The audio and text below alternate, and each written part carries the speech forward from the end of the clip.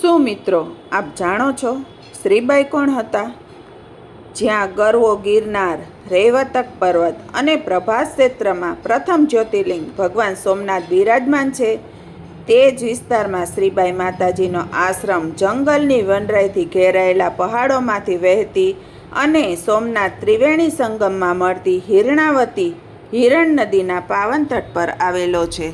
તેવા પાવન તટ પર માતા સેજુબાઈ અને પિતા સિદ્ધેશ્વરના ઘરે મહાસુદ બીજને દિવસે ધર્મને બચાવવા માટે શ્રીબાઈ પ્રગટ્યા હતા.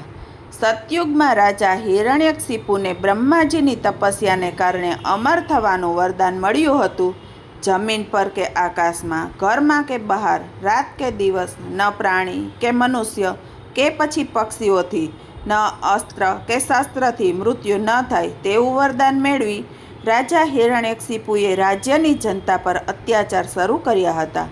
ધર્મ કાર્યો પર અને ભગવાનના નામ પર પ્રતિબંધ લાદી દીધો હતો.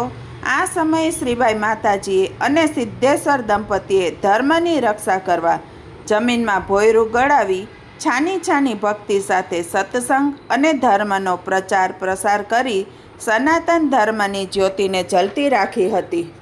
ભક્ત પ્રહલાદના આદ્ય ગુરુ તરીકે ઓળખાતા પ્રથમ યુગના ભક્ત શિરોમણી શ્રીબાઈ માતાજીએ સળગતા નીપાડામાંથી બિલાડીના બચ્ચાને જીવતદાન અપાવી શ્રીહરિની પ્રતીતિ કરાવી હતી. ભક્ત પ્રહલાદને ધર્મનો ઉપદેશ આપ્યો હતો. ભક્ત પ્રહલાદના ગુરુ શ્રીબાઈ માતાજી સમસ્ત પ્રજાપતિ સમાજના આરાધ્ય ઈષ્ટદેવી અને ગૌરવ છે.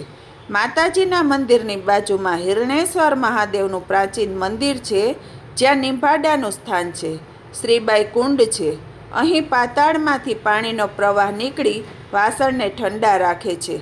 અદ્ભુત ચમત્કાર છે. આજે પણ ગૌમુખી ઘાટ અવિરત વહી રહ્યો છે. શ્રીબાઈ ધામ ખાતે 4000 કિલોના પંચધાતુથી બનેલા ઘંટનું અનાવરણ કરવામાં આવ્યું છે. આ ઘંટને વર્લ્ડ ગોલ્ડન બુક ઓફ રેકોર્ડમાં સ્થાન આપવામાં આવ્યું છે, જેની પહોળાઈ અને લંબાઈ 7 થી 8 ફૂટની છે. 18 વર્ણની આસ્થાનું પ્રતીક શ્રીબાઈ ધામનું નવનિર્માણ કરવામાં આવ્યું છે. સોમનાથ મંદિર જેવું આબેહૂબ મંદિર બનાવવામાં આવ્યું છે.